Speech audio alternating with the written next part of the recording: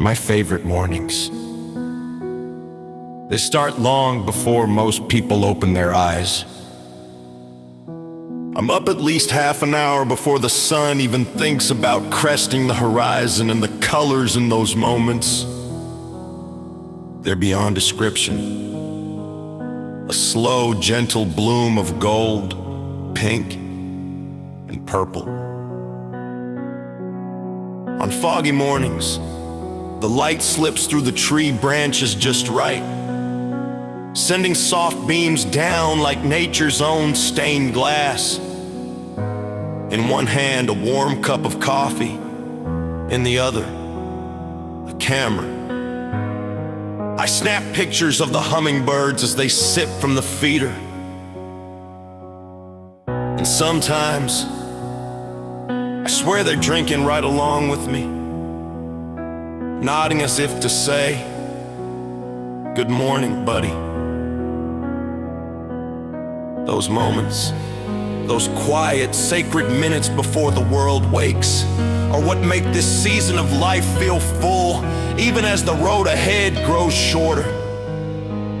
It's easy to think hospice is a one-person journey, but the truth is, I'm not walking this road alone, and I couldn't, even if I tried. Every single day there are people holding me up in ways both big and small. There are the hospice nurses who step quietly into my home, their hands steady, their voices gentle. They don't just check my vitals, they check on me. They know when to share a laugh. They know when silence says more than words, and they know exactly when to place a hand on my shoulder so I'll remember I'm not invisible.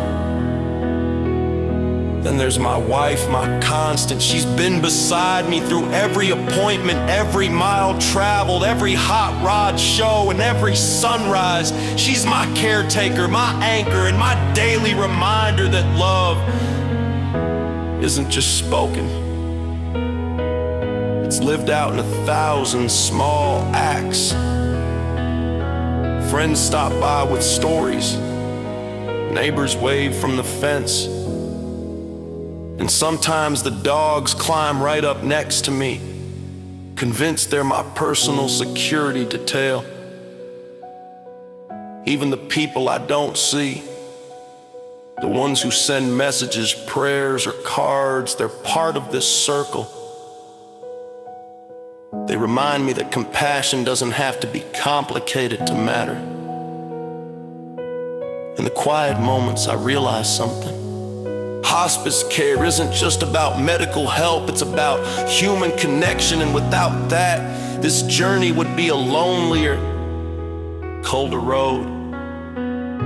If you've never been close to someone on hospice, it's easy to think your role as a visitor, friend, or family member is small, but it's not. Sometimes the smallest gestures carry the heaviest weight.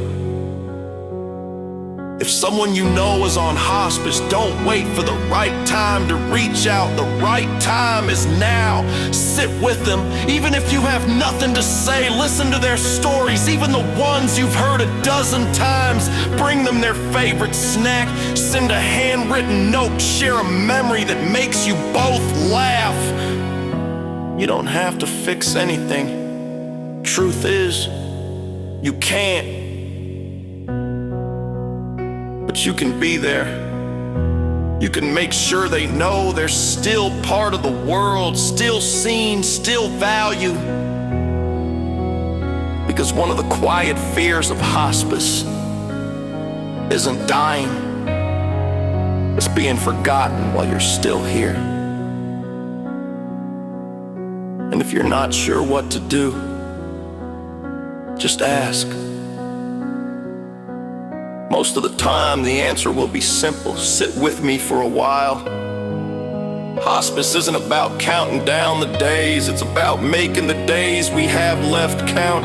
When my chair is empty one day, the hot rods will be parked without me, leaning over the hoods, my bed by the window. window will be neatly made. The hum of the medical machine silence. The coffee cup will sit clean in the cupboard instead of warm in my hand, and the hummingbirds will drink alone.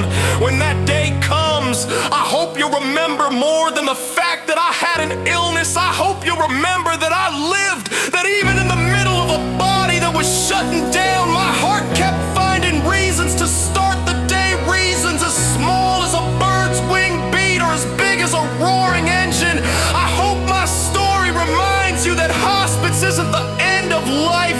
It's still life, and for those of us living it, the greatest gift you can give is your presence. So when my chair is empty, find someone else's to sit beside. Hold their hand, listen, laugh with them if you can, cry with them if you need to.